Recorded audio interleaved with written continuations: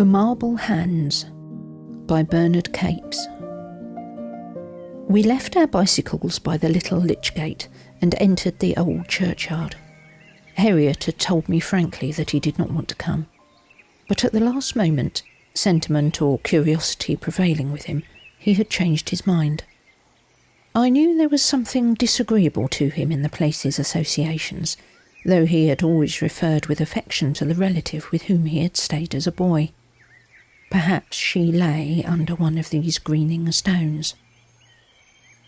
We walked round the church, with its squat, shingled spire. It was utterly peaceful, here on the brow of the little town where the flowering fields began. The bones of the hill were the bones of the dead, and its flesh was grass. Suddenly, Harriet stopped me. We were standing then to the northwest of the chancel, and a gloom of motionless trees overshadowed us. "I wish you'd just look in there a moment," he said, "and come back and tell me what you see." He was pointing towards a little bay made by a low boundary wall, the green floor of which was hidden from our view by the thick branches and a couple of interposing tombs, huge, coffer-shaped, and shut within rails. His voice sounded odd, and there was a plunging look in his eyes, to use a gambler's phrase. I stared at him a moment, followed the direction of his hand, and then, without a word, stooped under the heavy brushing boughs, passed round the great tombs, and came upon a solitary grave. It lay there quite alone in the hidden bay, a strange thing, fantastic and gruesome. There was no headstone, but a bevelled marble curb without name or epitaph enclosed a gravelled space, from which projected 2 hands. They were of white marble, very faintly touched with green, and conveyed, in that still, lonely spot, a most curious sense of reality, as if actually thrust up, deathly and alluring, from the grave beneath. The impression grew upon me as I looked, until I could have thought they moved stealthily, consciously, turning in the soil as if to greet me. It was absurd, but I turned and went rather hastily back to Harriet. "All right, I see they are still there," he said, and that was all. Without another word we left the place, and remounting our bicycles, continued on our way. Miles from the spot, lying on a sunny downside, with the sheep about us in hundreds cropping the hot grass, he told me the story. She and her husband were living in the town at the time of my first visit there, when I was a child of 7. They were known to Aunt Caddy, who disliked the woman. I didn't dislike her at all, because when we met, she made a favourite of me. She was a pretty little thing, frivolous and shallow, but truly, I know now, with an abominable side to her.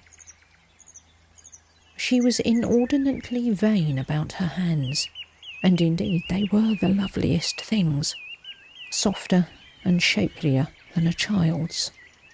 She used to have them photographed in 50 different positions, and once they were exquisitely done in marble by a sculptor, a friend of hers.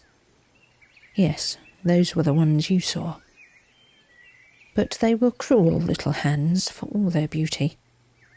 There was something wicked and unclean about the way in which she regarded them. She died whilst I was there, and she was commemorated by her own explicit desire after the fashion you saw. The marble hands were to be her sole epitaph, more eloquent than letters. They would preserve her name and the tradition of her most exquisite feature to remoter ages far more than any crumbling inscription. And so it was done. Her fancy was not popular with the parishioners, but it gave me no childish qualms. The hands were really beautifully modelled on the originals, and the originals had often caressed me. I was never afraid to go and look at them, sprouting like white celery from the ground. I left, and 2 years later was visiting Aunt Caddy a second time. In the course of conversation, I learnt that the husband of the woman had married again, a lady belonging to the place, and that the hands only quite recently had been removed. The new wife had objected to them, for some reason perhaps not difficult to understand, and they had been uprooted at the husband's order. I think I was a little sorry.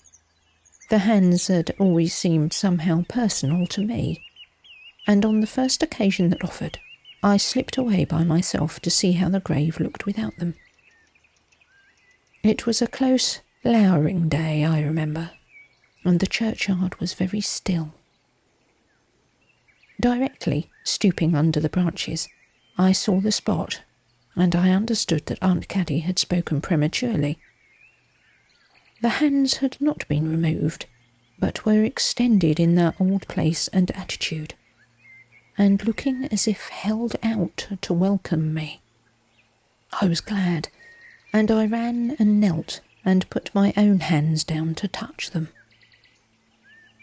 They were soft and cold, like dead meat, and they closed caressingly about mine, as if inviting me to pull.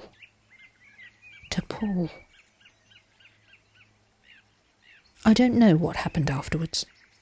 Perhaps I had been sickening all the time for the fever which overtook me. There was a period of horror and blankness, of crawling, worm-threaded immurements and heaving bones, and then, at last, the blessed daylight. Harriet stopped and sat plucking at the crisp pasture. "I never learned," he said suddenly, "what other experiences synchronised with mine, but the place somehow got an uncanny reputation, and the marble hands were put back. Imagination, to be sure, can play strange tricks with one."